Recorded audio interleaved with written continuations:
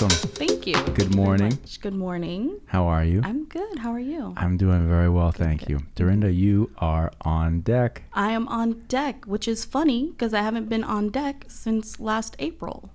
That was the name of our 5 o'clock meeting with my previous supervisor. We would Really? on deck every day at 5 o'clock. Every day? Every day. On deck? On deck, 5 o'clock. Now, what was conducted during that on deck? It was usually just a recap of the day, what got done, what didn't get done, what needs to be done, that kind of thing. Right. If there was anything in the pipeline that I should be aware of or she should be aware of, we just touch base and say, hey, this is coming up. You know, don't worry about this anymore. We've moved on, that kind of thing. So Always helpful to have good communication, right? always. Hence, now we're doing all these, I've instilled and we've instilled these meetings to improve the communication here at the agency. Which is good. Yes.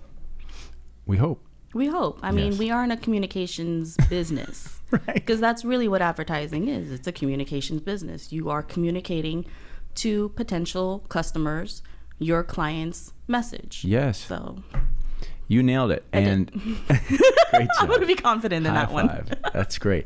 Well, it's funny that you say that because I have always said that, yes, of course, we're in the communications business, and it's almost like we're a matchmaker. Mm-hmm. And I say that because ultimately we're creating something with the desired effect of making an introduction between someone who is selling a product and someone who is hopefully interested in that product. Yeah. And everything that we do is meant to facilitate that introduction. Yes, exactly. And I don't know if anybody else looks at it that way, but I mean, that's really what it all boils down to. It's truly a matchmaking situation, a communication situation, and, getting that message out there to those who may or may not even need it, but will need it eventually. That's correct.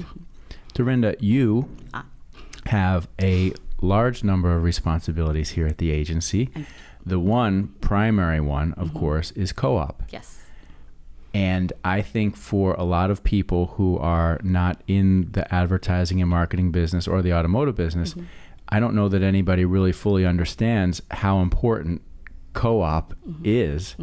And the brief explanation is essentially we are responsible for helping our dealers reclaim money that is provided to them by their manufacturers to help assist in their advertising. Exactly. And there's a million ways that it can get screwed up and they cannot get that money. Yes, there is. And I want to say today, March 11th, on air, on deck, that you do a fantastic job. Thank you. At managing the co-op for our dealers. Thank you. And not only do you do a great job of actually just getting the work done, but you also do a great job in communicating with our clients about what you're doing and what the process is. And that's not always been the case at the agency with previous people in your position. So I want to thank you for that. I think that's really great, and you do a great job, and you bring a great spirit to the agency. So thank you. Thank you. I appreciate that. You're welcome.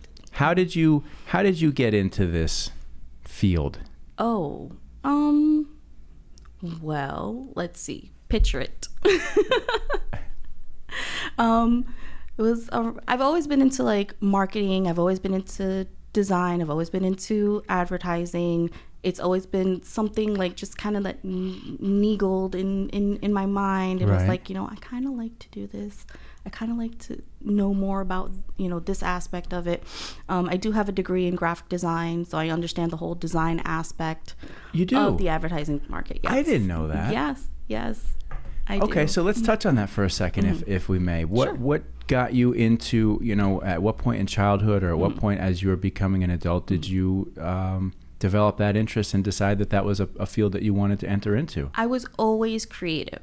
Like, I would look forward to Easter because every Easter I would get that 64 pack of Crayola crayons with the sharpener in the back. Oh my God, that was the best. That was the best. I didn't need anything else, just that box of crayons, and my imagination would go wild until they were just nubs with no paper, just naked crayons in a box. Like that was my thing when I was growing up. And then in high school, I was taking commercial art classes where I learned that you can actually make a living doing design and being creative. And I was like, yes, sign me up. Where do I go? Who do I see?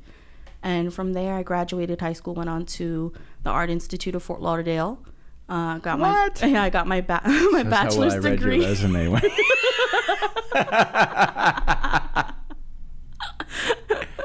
Yeah, so I got my bachelor's. I did that for a while. My first official office job, right. I was a executive assistant for a local radio station. And it's funny because I'm thinking, oh, I need to use all these programs and I'm going to, do this design and these are going to be great proposals. No, they're like, we only use PowerPoint. I'm like, okay, I know how to use Photoshop and Illustrator and all the high-end design programs. Right. So in a weekend, I had to crash course myself on how to use PowerPoint. And I was like, okay, no problem. So next thing I know, I'm banging out proposals and everybody's like, these are fabulous. These are great. One of the account executives, she still has copies of the proposals that I have done way back when I first started my career. And she's like, oh yeah, I show these to everybody. I love these. These are like my babies. Nobody gets these. I'm like, oh, okay, thank you. So unbelievable. At the heart, I was giving some thought. I was watching, and I think I shared it with most everybody, but I was watching a video over the weekend or just paying attention to things to do to be a successful YouTuber, right? Mm-hmm. Now, I'm not trying to be necessarily a successful YouTuber. I mean, this is one thing that we're doing here at the agency to get to know each other better, highlight who we are as a company, et cetera, et cetera. But I was still curious. And, one of the common themes was that you really want to have a specific niche, right? That if you're going to be on YouTube and promoting whatever, it's best not to be all over the place, but to have a specific niche. And I knew going into that what our niche is. And our niche really is in the realm of creativity, right? Yes, we do digital marketing. Yes, we're a traditional agency as well for the retail automotive business. So we have this specific focus. But if I were to distill down the essence of who we are and what we do, it really is fundamentally about creative and creativity. Yeah. And every one of these conversations that I've had with each one of our crew, there is a common vein of everybody has some point in their life, there was that creative spark that started. And I knew that you were crafty, right? I remember in conversations, even in our interview, that you were really into different types of crafts and you like to express yourself that way. But I somehow missed this whole graphic design thing. And I'm sitting here and going, fuck, do we ever in the wrong slot? No, I am so happy in my lane right now. Okay, all right, good. Because at the same time, the excitement that I'm having in these conversations is recognizing these talents and desires in everybody. And because I've placed such an important focus and a refocus on our creative, which is where I feel that we can truly differentiate ourselves, it's so great to hear each one of you, and specifically you, in this conversation, have that creative spark as well too. Thank you. What as you were, well, hang on a second. I just want to touch on one thing. Sure. So let's talk about the 64 box of crayons, right? The 64 pack. Now, I remember getting those as well as a child, and there was sort of it was a magical moment, right? Yes. Because you have this fresh box of these beautiful crayons, and you open them up, and every one of them is perfect, right? And that at some point in time, you're going to have to start using them, and that perfect image of the perfect pack is going to diminish, right? So that has to happen, but there's still that moment where you're like, I almost don't even want to use it. Or you sit there and you huff the pack and you get high off that Crayola wax smell. They should make that in a candle. If Crayola's listening, make that in a candle. There you go. That's crafty. Now, when you were a young girl and you were creating and drawing and stuff, what were the types of things that you used to like to draw? Do you remember? Was it anything, or were there specifics? Nothing specific. Rainbows and clouds and things outside. I lived across the street from a park, so there was always trees involved, and our school building, our church, that kind of thing. But nothing too specific. Just regular kids' drawings. Right, but the unlimited beauty of being a child and just creating, right? Yes. Do you feel that as you get older, you lose that a little bit? A little bit.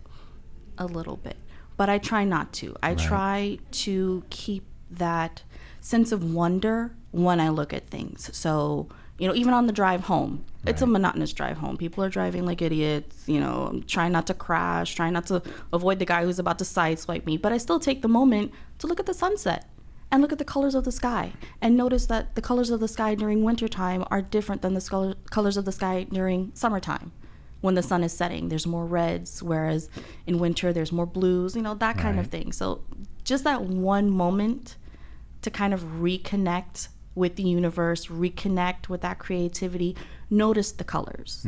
That's what I do, or I try to do. So many of us are going so fast all the time that we don't stop and take time to notice those simple things. And isn't it amazing how when you do, if you might even just give yourself 60 seconds, right? That's all you need. Of just like, let me take a moment and either be thankful or be grateful or just truly appreciate something beautiful. It has such a wonderful effect on you, doesn't it? It does. It's like a calm. It's like almost the calm before the storm. Or like when you're in the eye of that storm, right? And then you have that moment where you like, and we live in South Florida, so about eye walls and hurricanes and all of that. Sure. So when that eye wall like passes and you're in the calm center of that storm, that's what it is. It's just that moment to breathe and be like, I'm still here, still chugging along, but I'm gonna enjoy this moment right now, and then go back into the fury and sloppy side of the storm, right? No electricity for however long. Exactly, right? I Yes. mean, because I think one of the things that I find that is, it's the effort of maintaining that sort of that childhood innocence about your creativity, is that as adults, obviously you have a lot of responsibilities. You have a family, you have a son, you have a job. There's things that you have to do, and life is. I think we're all very blessed to be able to have those responsibilities. Absolutely. Right? Yeah. But at the same time, it does. It's like, I don't want these responsibilities because adulthood is the worst hood I've ever lived in. Yeah? Yeah. I saw that on TikTok. I was like, yes. Yes, I don't want to live here. Okay, so if you feel that way, what would you, if there was no limitations and no adulthood responsibilities, right? Who would Darinda be? What would Darinda do on a daily basis? Like, what would, like, if you were free, whatever? Oh, good. I would be in my craft room, just creating anything, cards, painting. There'd just be flotsam and gypsum everywhere, papers, paints, whatever, anything. Like, I'd just be in the zone and just creating and just making pretty things that make me happy. Right. So you're at a sense, you're an artist at heart, right? Yes, I'm an artist at heart. That's great. Do you find that does give you a different view on the world? Yes, very much so. Very much so. Both as an artist and also as a graphic designer, because as a designer, you're a problem solver. So you have to figure out how to make your design function in a way that it's eye-catching, but still conveys the message that your client wants to convey. Right. So you're always problem solving. You have to be 12, 10, you have to be steps ahead of what the initial issue is. Right. So there's always that. And then as far as an artistic eye and that appreciation, it's always just taking that time to understand how things look. Like, how do clouds look? How would I recreate that cloud? How do I recreate the look of a tree? How do I recreate the look of grass? Like, it's always that kind of thing for me. How do I recreate it and make it be real in my eyes? In your eyes. Yes. And are you able to do that with the stuff that you're with your crafts and the things sometimes that you like to work on? Sometimes not, and it doesn't work, and I'm just like, oh, this is garbage, and I put it to the side, and then come back 6 months later with fresh eyes. I'm like, oh, this isn't so bad after all. Well, let's go ahead and work on it and fix it. I've done that many a time. Yeah. I find myself, I have more patience now for that type of thing. Like, I'm a very project-oriented creator. I like to like go crazy focused on something. And I used to, and I still am if I had the time, but I don't feel that I have as much time to do it. You know, I would go 72 hours straight and just blast on something until I was absolutely done with it, because I didn't have the patience to wait to complete it, right? And now I find that there's things that I can work on. I can get it. I can move it forward. It's not done. The truth is, it's irritating the hell out of me that it's not done the way that I want it done right now. But I'm like, oh, no, I'm cool. I'll come back to that. You know, which is how I work around here. Like all these projects that I've been working on, it's just like, I know I can't get them all done at time, and they might not be just right, but that's okay, right? You put a pin in it and you come back. That's right. I'm going to make a crazy segue. Pin in it, like pin in a map. Pin it. All right. So you are a fellow New Jerseyan, a Jersey girl, right? I am a Hobokenite from Hoboken. I love it.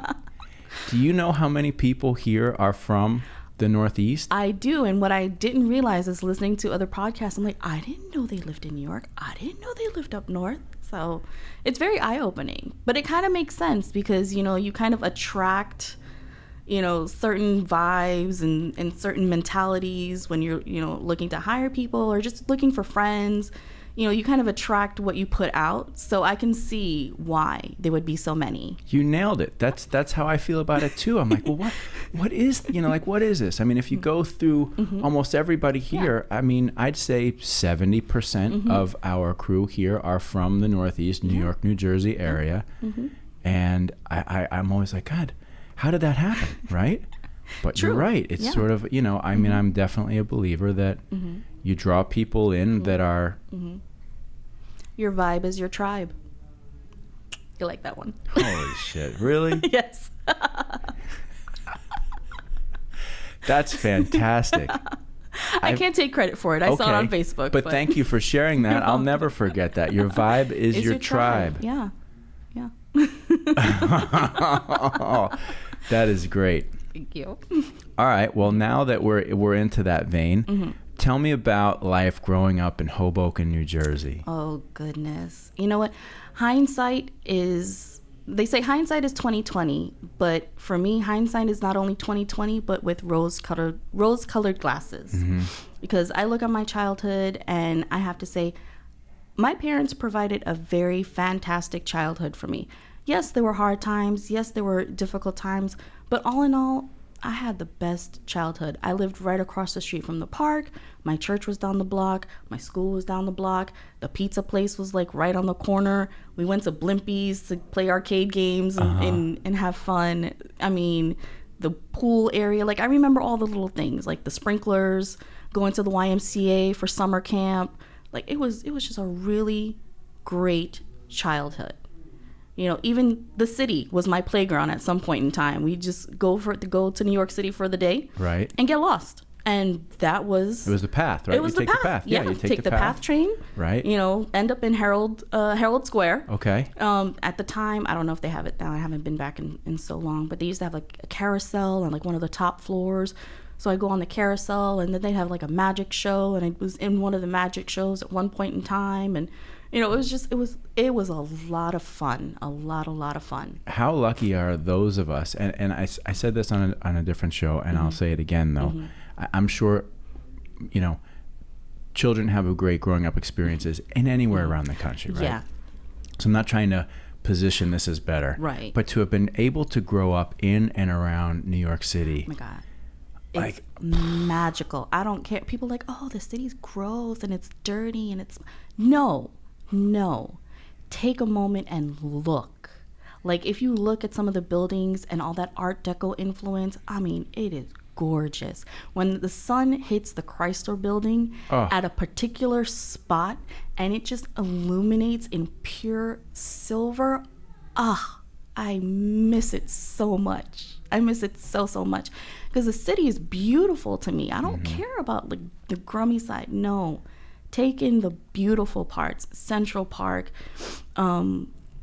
Rockefeller Center at Christmas time. I took my husband there for our honeymoon. Did you? Did you see the Christmas Spectacular? We didn't get to see that, but we no. got to see the tree. Okay. We got to see the decorations. And it was funny because everybody's like, oh, you're going on honeymoon. Are you going to the beach? And I'm like, why? I live 15 minutes from the beach. I don't want to see sand. I don't want to see nothing. I want to see New York. Take me to New York. And that's what we did. And it was awesome. We had a great time. We used to, Rockefeller Center at Christmas time is absolutely magical. And we did that every year. My mom took us in every year, and we go there. We'd go to St. Patrick's Cathedral and light candles, and just like it was a thing. And we did almost every year while we were kids. We would see the Radio City Music Hall Christmas Spectacular with it would end with the Rockettes doing the big line kick and stuff. Oh my goodness, it was so awesome. So we could go on about this forever. We can. And we might. I'm curious though. Let's shift back to Hoboken, right?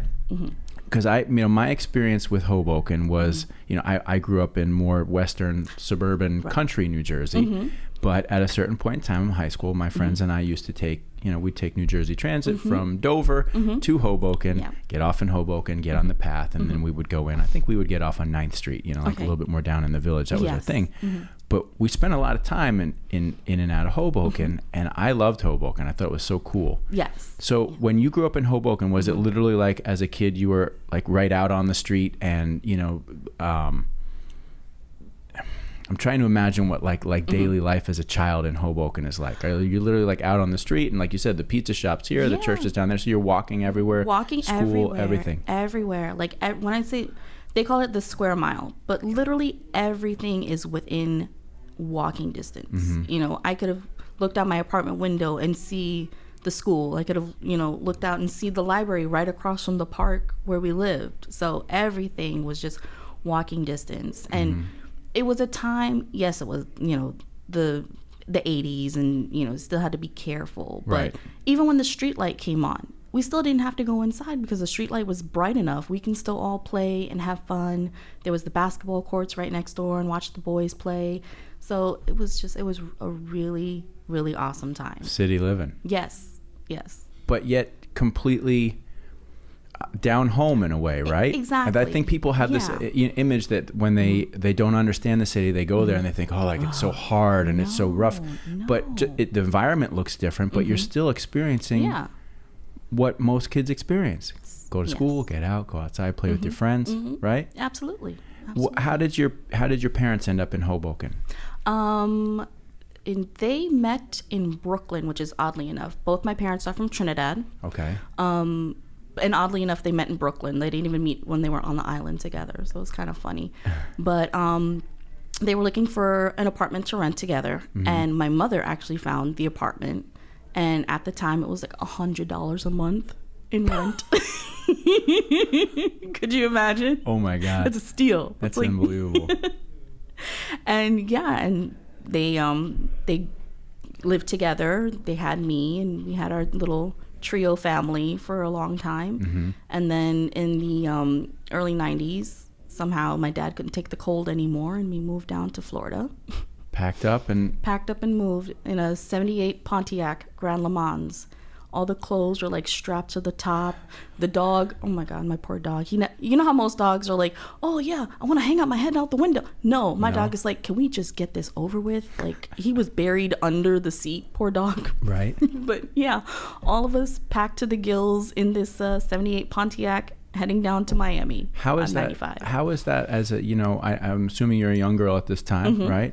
You're leaving this life that you've known, your friends, you're heading off to somewhere where I'm sure in your mind, you're like, oh, it's going to be, a part of you must have been thinking, oh, it's Florida. No, not at all. No, not at all. I'm like, you are taking me away from my friends. I don't want to go. Why can't we stay? I don't want to leave. Yeah, no. Right. I'm still adjusting. I've been here for 30 years. I'm still adjusting. Right, Florida? I mean, I feel like I've been here a long time too, and I'm finally like, yeah, it's okay. It's okay. I like a lot about it. There's still things that I'm like, Yeah. Right? Exactly. And that's how you say it. Like, I can't find a good butcher. I can't find a good delicatessen.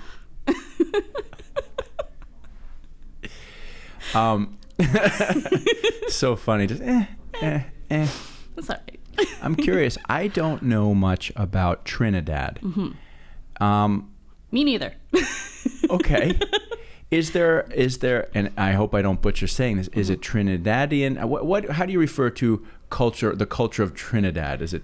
You would call it either West Indian or Trinidadian culture. Trinidadian culture. Yes. What are some of the staples of West Indian culture? Well, we have. And did they influence your family? Oh, most definitely. Right. Most definitely. My dad is of Indian descent. His grandfather came from India. His grandfather came as a indentured servant. Really? From India over to Trinidad to work the plantations. Okay. My mother's side of the family came from Portugal, and when they reached to Trinidad, they opened the first funeral home on the island, which is like that kind of thing. It's very intriguing. Stacking them deep and selling them cheap.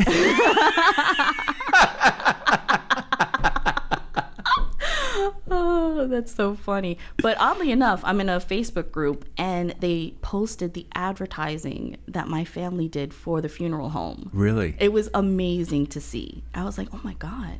That's like old typeset and stuff like that? Yeah, with the little like carriage that had the coffin in it and everything, the horse-drawn carriage. I'm like, wow.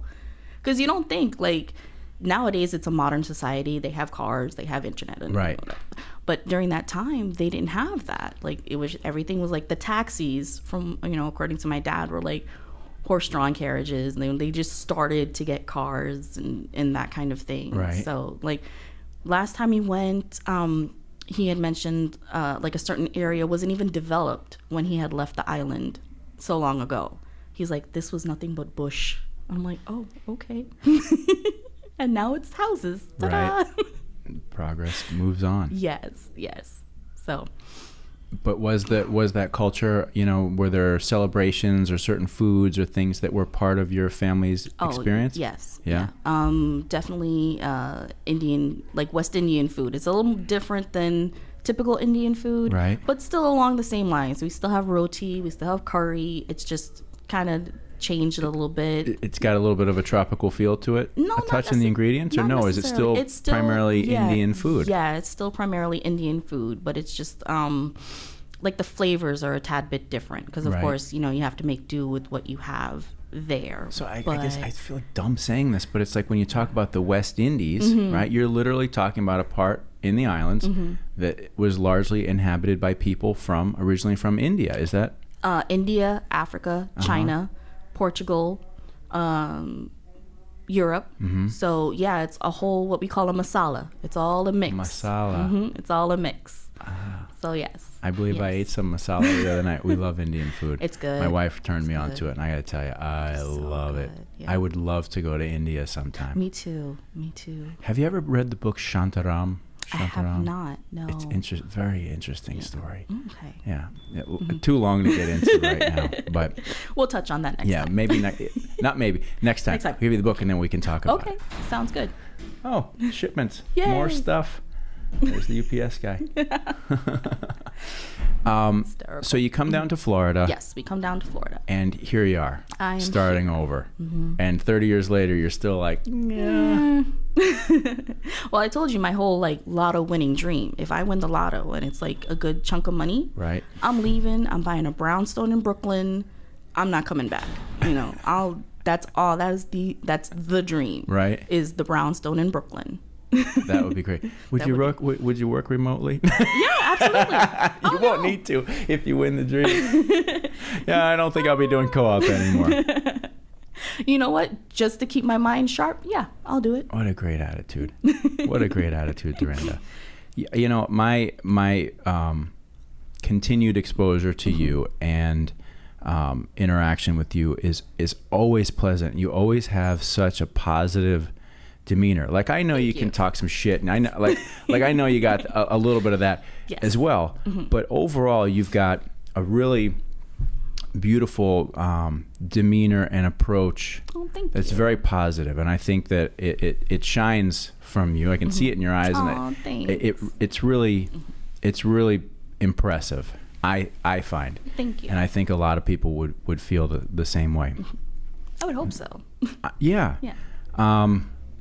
You've been through some health challenges in your life. I have, yes. Why don't you share a little bit of Sure. Tell me about that a little bit. In December of 2017, I was diagnosed with breast cancer. It affected my left breast and part of the lymph nodes under my left arm.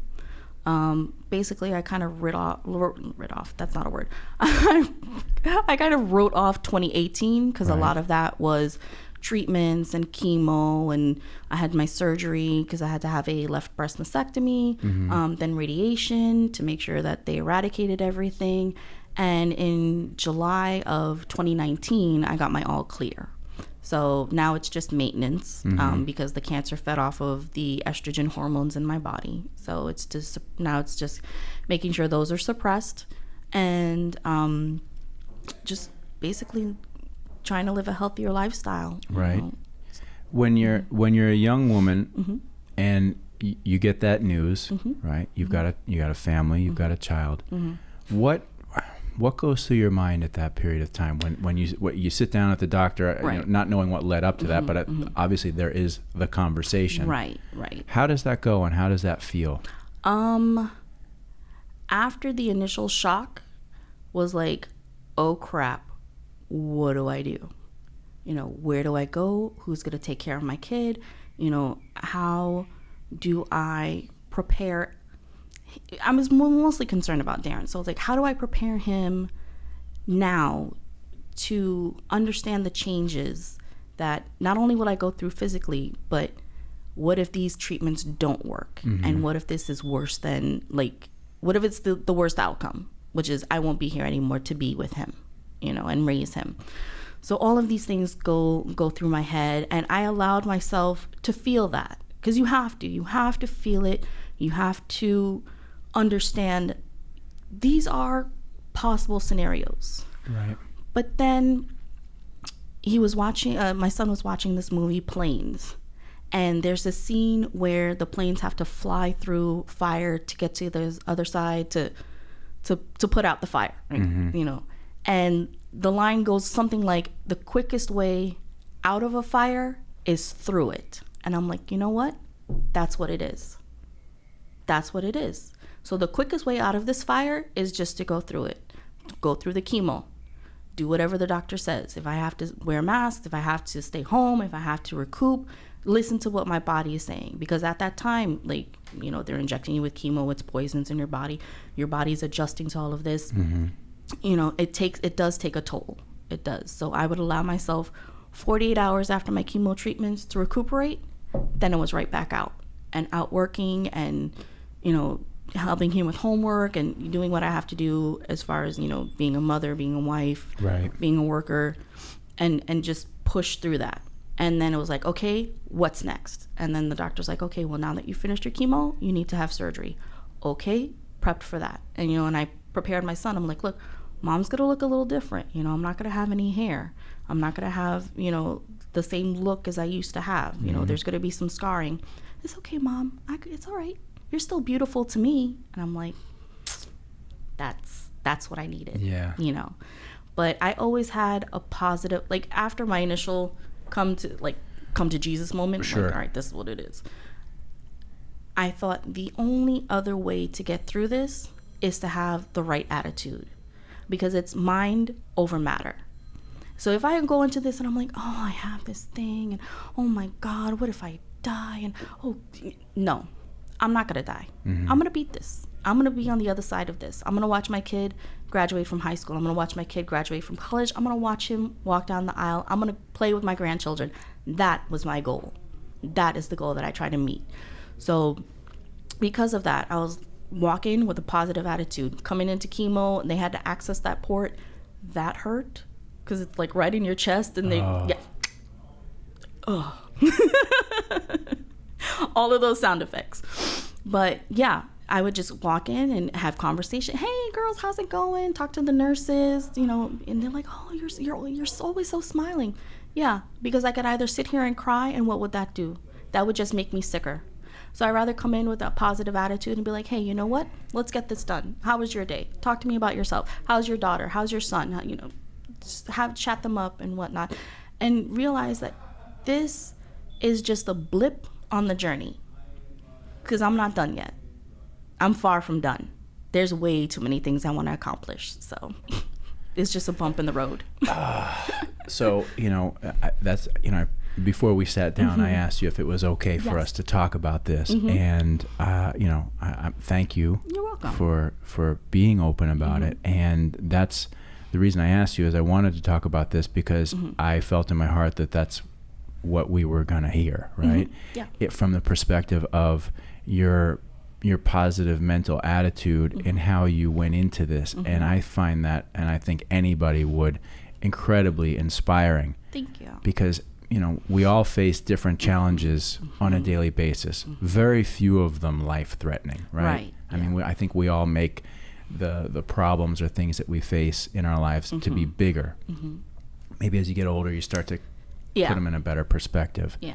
But for you, as a young mother, to be faced with, certainly there had to be a moment where you sat there and you go, okay, there's two outcomes here, right? Yeah.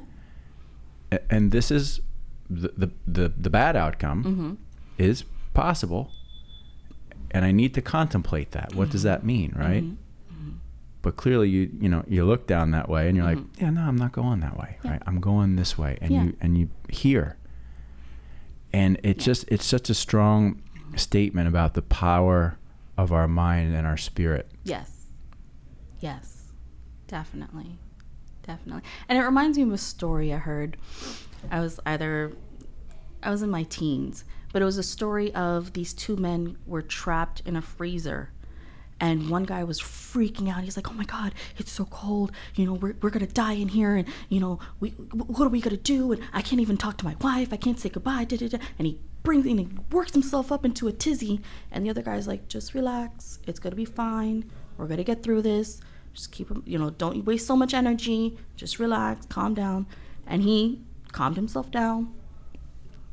And when they opened the freezer hours later, the one guy who was frantic and losing his mind froze to death, while the other guy who was calm and cool, he was fine.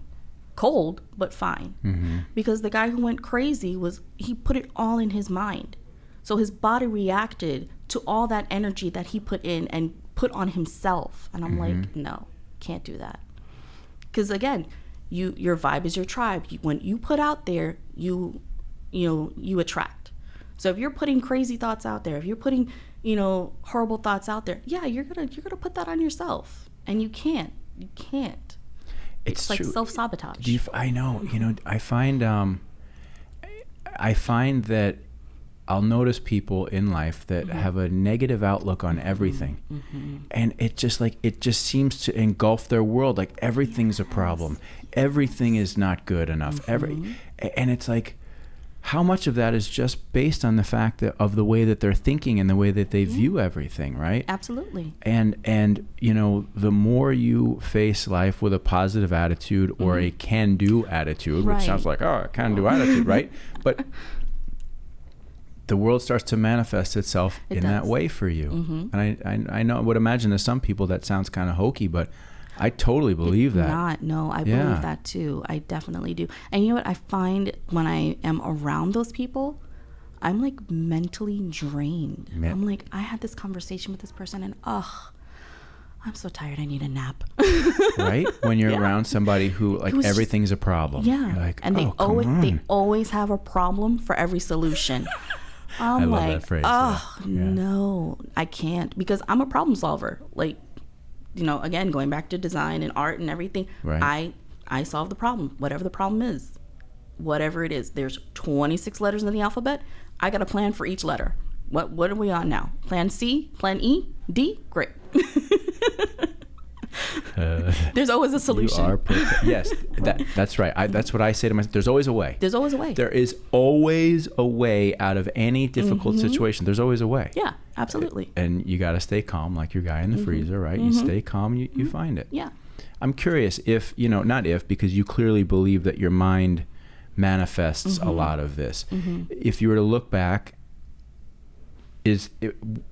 was there something about your lifestyle? Was there cancer in your family? No. Where did this come from? Have you given that thought? Or is that too just hard to pin down? No, it was too hard to pin down because I did do the DNA test and they tried to figure out, was this genetic in any way, and it wasn't. They called it environmental. So then I, of course, not only was the positive attitude important, but dark humor is also a part of the healing process. So I'm like, oh, maybe it was the windmill cancer. The what? The windmill cancer. What's that? Okay, I'm gonna just get political just a little bit. Okay. But Trump had made a speech about, windmills and, clean energy. And he's like, no, windmills cause cancer. And I'm like, oh, I got windmill cancer. So, of course. Did he really say that? I do. Oh, for God's sakes.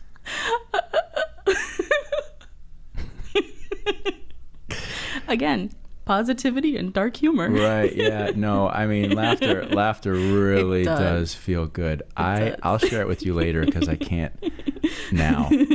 I came across an Instagram feed last night called Crime Faces. Oh my. It's this guy from like Brooklyn or the Bronx or something, and he narrates fight videos, right? Uh-huh. But the guy is a freaking genius. Like there's one where he goes, this guy gets knocked out and he goes, and he hit him with the la la la la la la la bamba. He Richie Valens'd his ass. No, who was the guy that played Richie Valens in the movie? Yes. Anyway, Lou Diamond Phillips. Yeah, he goes, and he hit him with the la la la la la la la bamba. He got Lou Diamond Phillips. And that is hysterical. The guy is crazy creative, and it's like this rapid fire commentary. Yes, and I love that. I left here yesterday afternoon for a little bit, and I was sitting in my car watching a different one.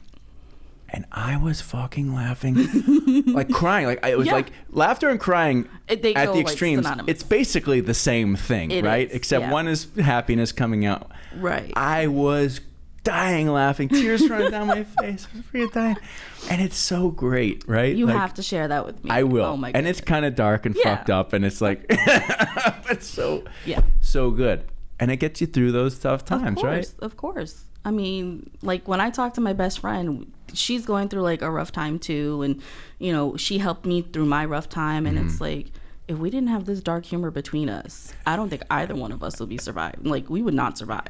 Where would we'd be like in the closet, in the corner, crying our eyes out. Like, no.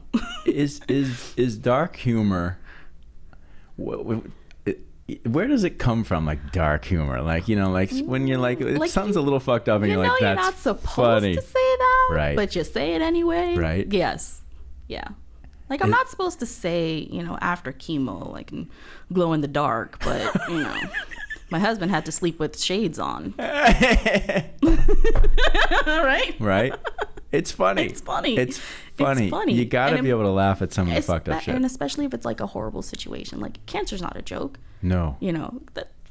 Who wants that? So I'm like, oh yeah, I'll sign up for that. Can I have a bit of cancer? Nobody does that. Right. So when you have it, it's like, all right, well, what am I gonna do? Mm-hmm. I could either go through it and boo-hoo about it, or I could go through it and be like, you know what? Hey, if I have these markers, in my body and they're made out of metal, if I stand next to the TV, can I get better reception? Does the left one give me like HBO? Because I'd really like to not pay for that. Right.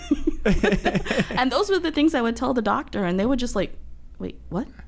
And I'm like, yeah, because they're like, so you're going to do radiation now, and it's going to be like for about a month, and you have to come in every day, and we're going to, try to eradicate, any living cells or whatnot. I'm like, okay, great. And like, so you might feel the after effects, you might feel tired. I'm like, okay. And like, do you have any questions? Yeah. So will I glow in the dark?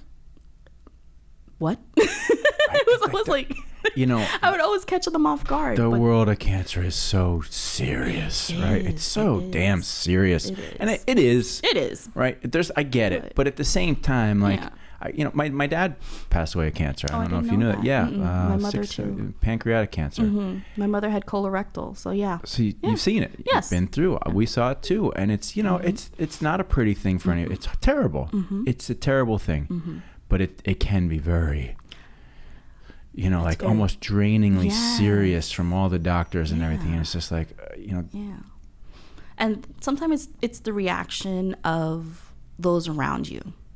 Like, I had a great support system. I have to thank everybody, and I thank them, you know, on my anniversaries and whatnot for all their support and their love and their prayers and everything.